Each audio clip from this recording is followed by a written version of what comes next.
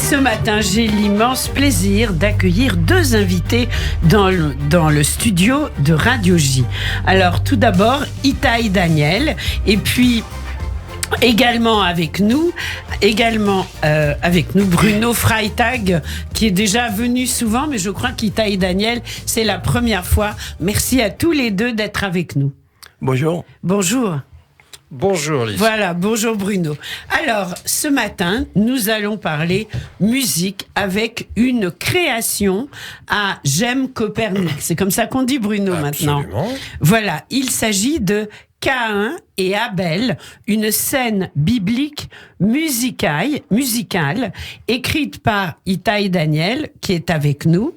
Et en première partie, il y aura des œuvres liturgiques pour chœur et orgue, avec l'ensemble choral Copernic qu'on connaît bien. Et puis, encore beaucoup de choses. En fait, je vais vous laisser nous en parler. Alors, on va peut-être commencer par Itai. Itai, donc, racontez-nous un petit peu ce que vous faites à Copernic et pourquoi vous avez créé cette scène biblique musicale.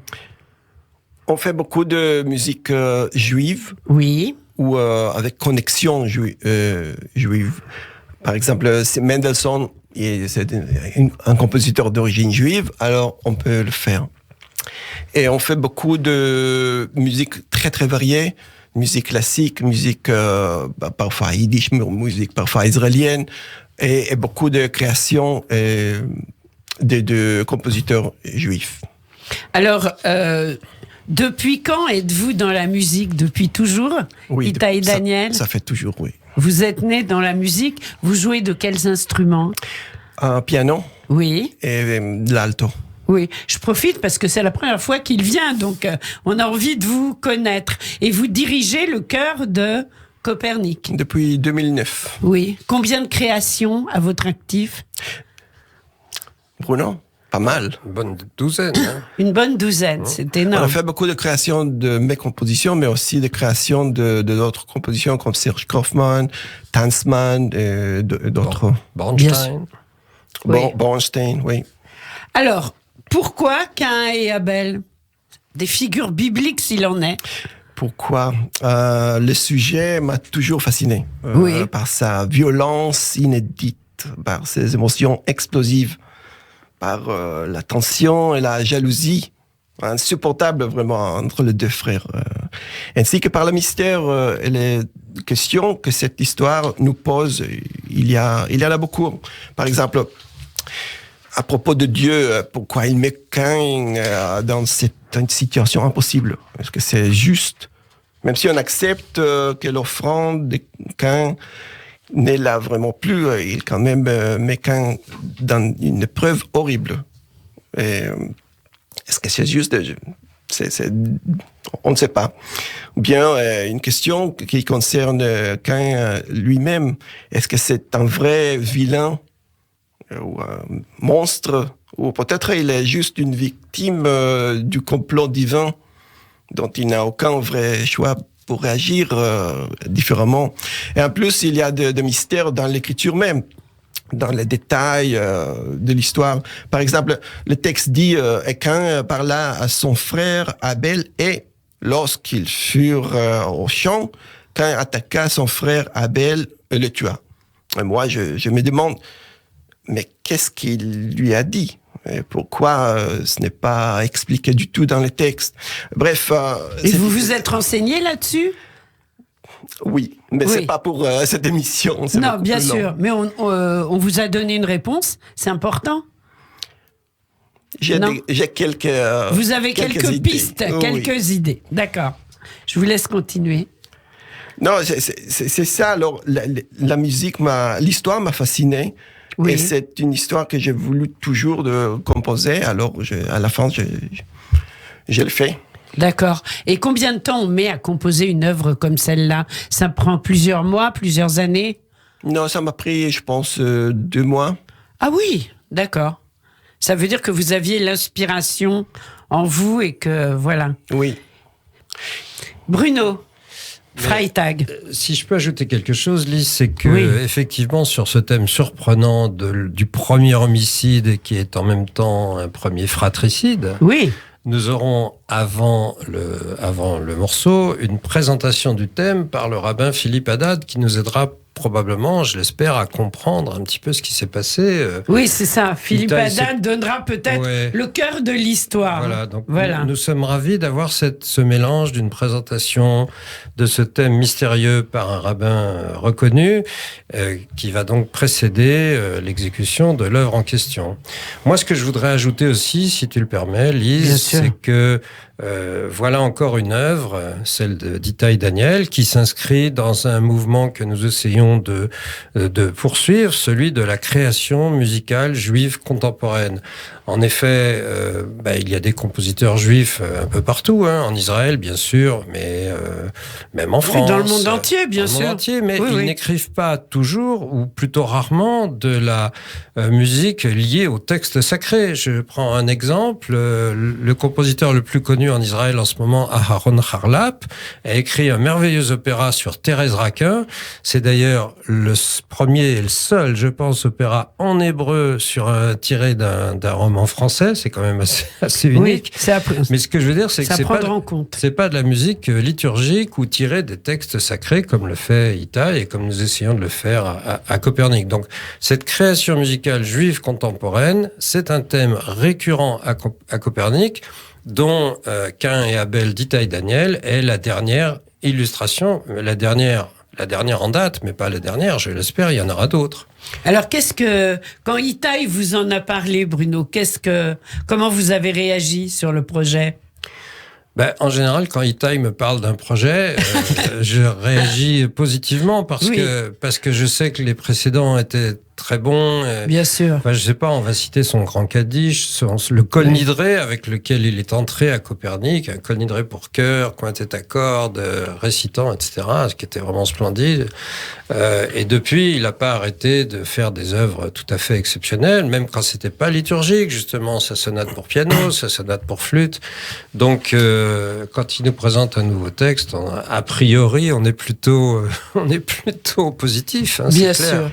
Je voudrais ajouter sur cette œuvre que c'est les textes mot par mot de la Bible. Mot à mot de la Bible. Oui, j'ai pris vraiment, je n'ai rien changé. J'étais 100% fidèle au texte original en hébreu. Alors, c'est toute l'histoire est composée maintenant pour chœur et 3 instruments.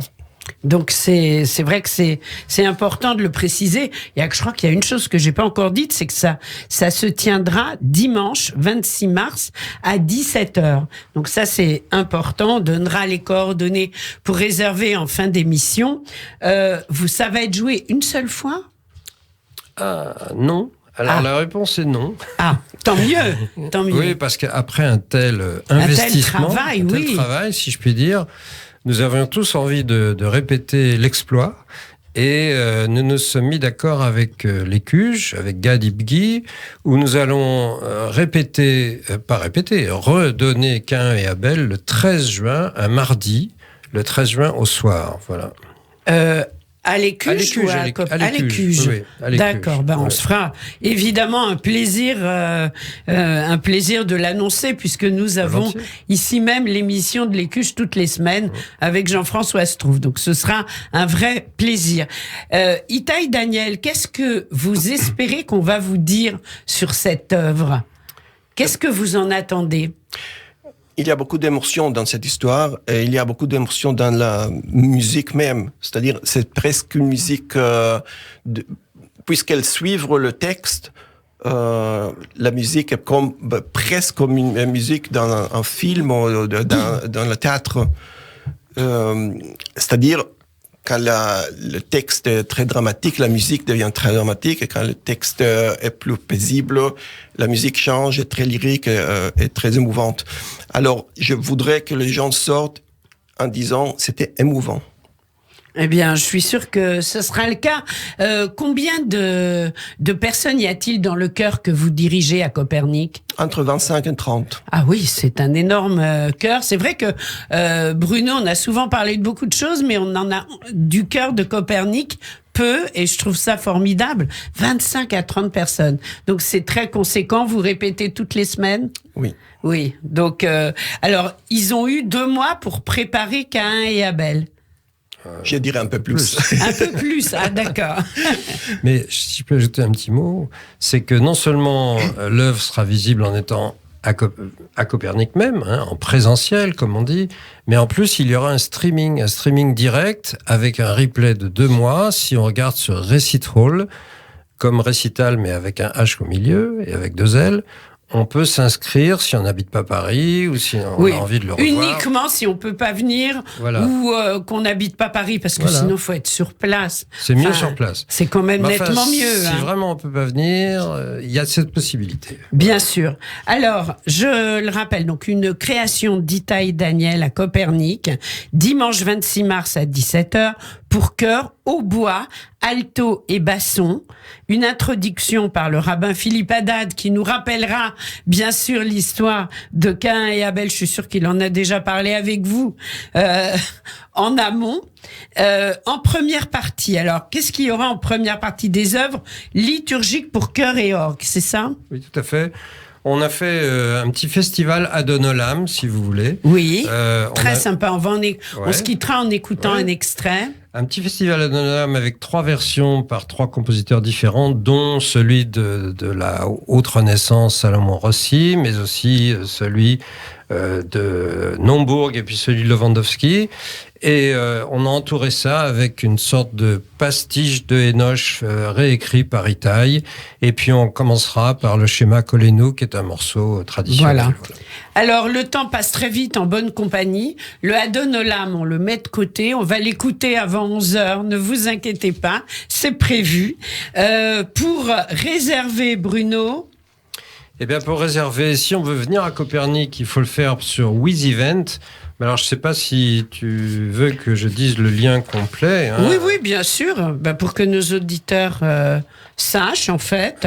Oui. En fait, on va sur le site. Ouais. Non, mais sinon, c'est pas grave. On va sur le site de J'aime Copernic. Il y a tout. Ouais. Et on peut réserver soit pour venir en salle, soit pour voir le concert en streaming. Voilà. Moi, je vous souhaite d'aller le voir en salle. Merci beaucoup d'avoir été avec nous ce matin. Itai Daniel, c'était la première fois, mais c'est pas la dernière. Bruno Freitag, à très très vite dans le studio de Radio J. Merci.